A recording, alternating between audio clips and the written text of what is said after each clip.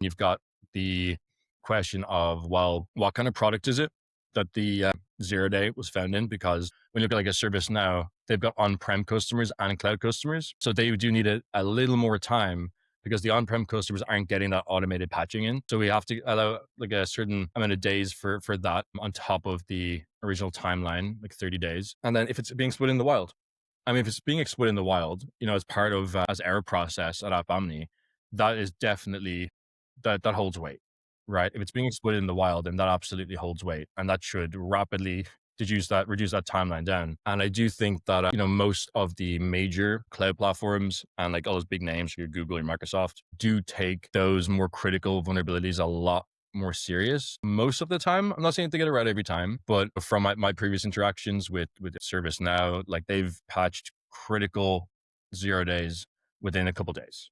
And then they'll just say, hey, we've rolled out the patch, which is a bit extra time for the on-prem customers before you can publish. But yeah, I mean, it's going to differ from company to company. But I'd hope 90 days is for a actively exploited critical vulnerability is pretty poor. Yeah, no, it's like more than enough time. I mean, that's ample time for you to do your. I mean, 7 days is ample time. 7 days to do your limited research that you actually need to do to solve it, and then like actually go and solving it. Like you should at least have a fix, in and like deployed to everything that you control by then. Oh yeah, absolutely. I mean, again, you look at these organizations, like the budget that they have. Right, I was like, look, you've got hundreds of people in your engineering org. Like you're telling me it's going to take 90 days. How is that possible? But right. and again, Yeah, I don't want to say too much. I don't want to be, as you said, I don't want to be sued for saying something. But yeah, it's going to differ from company to company. I mean, at the end of the day, the organizations that do allocate the appropriate resources to kind of patching